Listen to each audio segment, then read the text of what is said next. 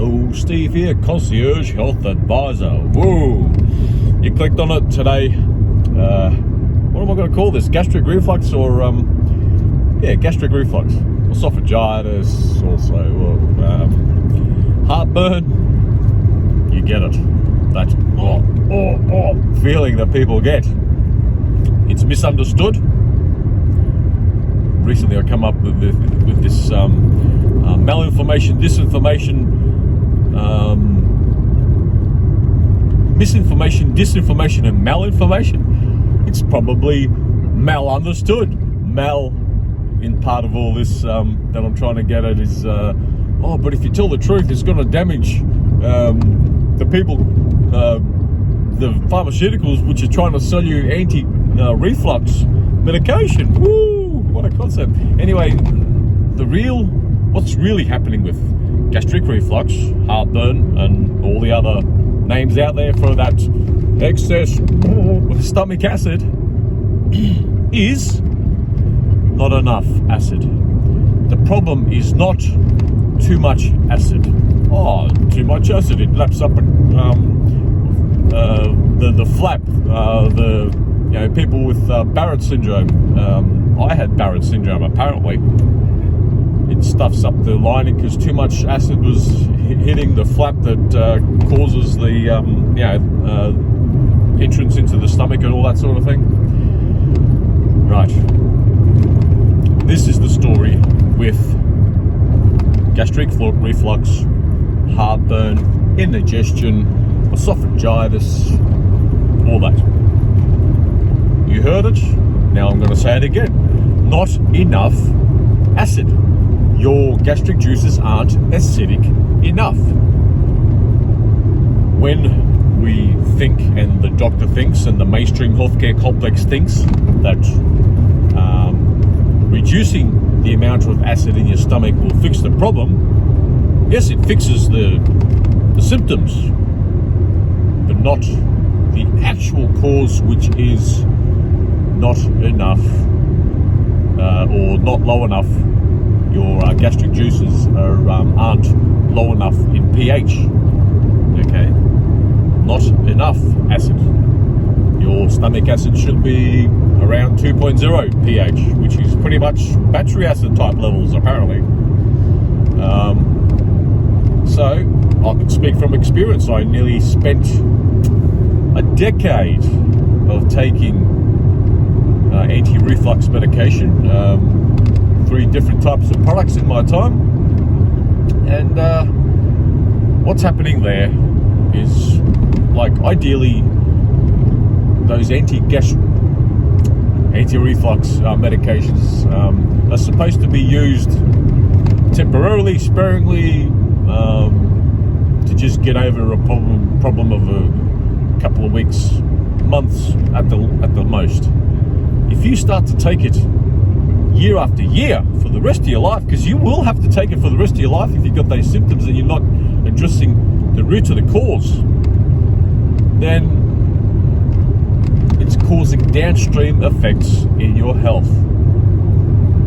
You will note, even if you've been taking anti-reflux medication since your 30s and now you're 50, and all of a sudden you're on 1 dozen different types of medications, it's all started from your reflux issues from many years earlier.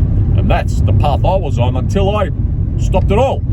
I know I do this with my hands. I know. I'm going to keep doing it. So, what do we do? Well, there are a few underlying principles, understandings, concepts to know what to do. So, because I've said we don't have enough acid, means that we need to increase acid.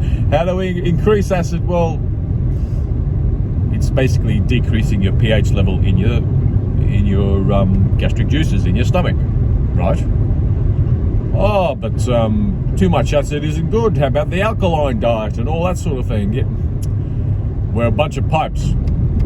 Many pipes need alkaline and the other pipes need acid, enabled to get stuff to the alkaline pipes. Your gastric tract, gastrointestinal tract, is one sort of pipe, and it needs to be more acidic. Oh, what a concept. So how do we make it more acidic? Well, if you're on anti-reflux medication, you've sent your pH level north. Hopefully you haven't sent it more than acid. Hopefully that your gastric juices aren't more than 7.0. Hopefully not, because then I don't know how you're alive. But by taking anti-reflux medication, you're sending your pH level up a bit. It might be 3, it might be 5. If it's in the range of 5, your downstream health effects are going to increase because you're not going to digest your food properly, and that's where the whole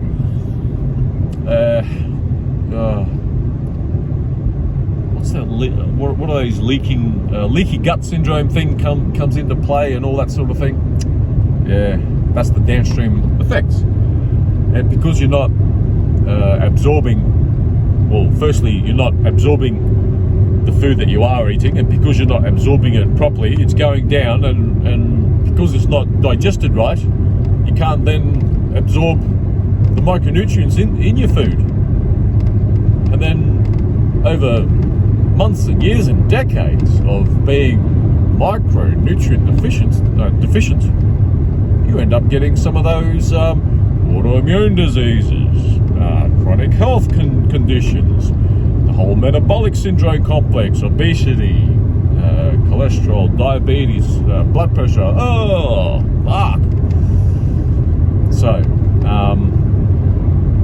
different diets for different people. Different people need different stuff. No. There are some differences, but constitutionally, our diets should be pretty much alike. We know this, we understand this, because whole flocks of animals, whole sheds of chickens, whole pens of pigs, they're all on the same diet, and when we, to eat them, we need to reduce birth defects, diseases in our producing animals to make sure the farmer is making some money, and that we're still paying very low costs of very low prices for our food, historically speaking. Yes, we know food prices are increasing, and shortages are happening. Oh my goodness. Okay, that's another rabbit hole. But all things being equal, the status quo at the moment. Something's rattling in here. Sorry if you can hear it. If you're taking anti-reflux medication, you're probably reducing your health life expectancy by a decade. Maybe your actual life expectancy, you're probably reducing by a decade. The earlier you start on anti-reflux medication, the earlier you will get chronic disease and death. Oh, you can't be saying that. I can or will, because that's the way it is. There's no malinformation here. Why should I protect what is actually true just to protect the pharmaceutical industry, which is those anti-reflux meds? They're the biggest sellers in the world, and I'm trying to save us all. So, look, I've got my concierge health advisor business, the whole service offering. It's on the show notes. Have a look. The prices will shock you. Worth every penny. Worth every penny. Every single penny. If I had $1 million, I'd drop 900 grand. Like that, to get an extra few decades on my life. And that's what we can do with if we get our micronutrients absorbed correctly. So how do we properly reduce? Well, some of the basic principles to increase the efficacy. That's where my service comes in. But some of the principles are salt intake. But salt hardens your arteries. If you really wanted to know how much salt I take in each day, I did a calculation the other day. Even I shocked myself. Approaching around 3 ounces a day of salt.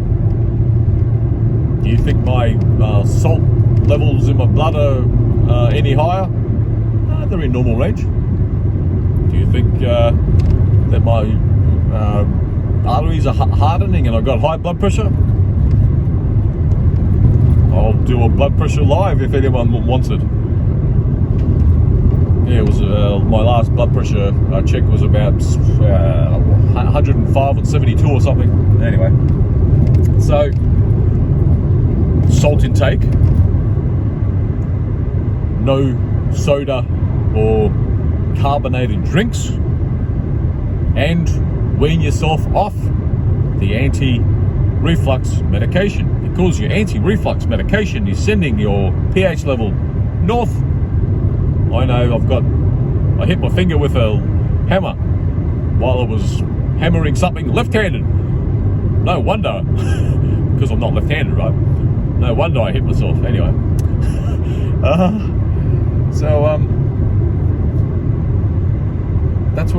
that's some of the guiding principles. It's a little bit tricky. You need to wean yourself off. When I first started to wean myself off, my understanding wasn't quite there. My understanding is really there now.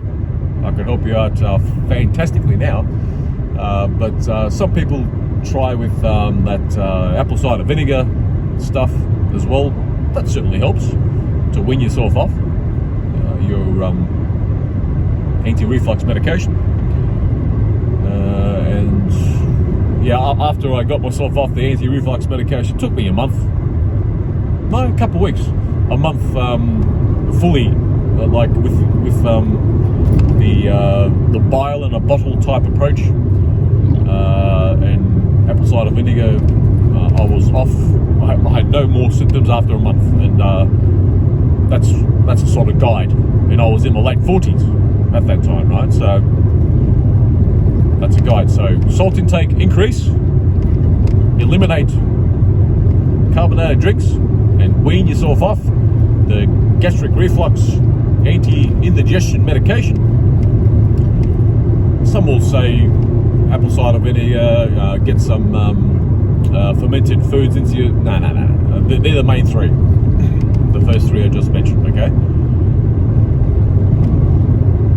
And then there's caveats. And that's where my whole approach comes in, and that's where the whole service offering will help you to get your health back in order, together with weight management, your whole health complex, all sorted like I sorted myself out.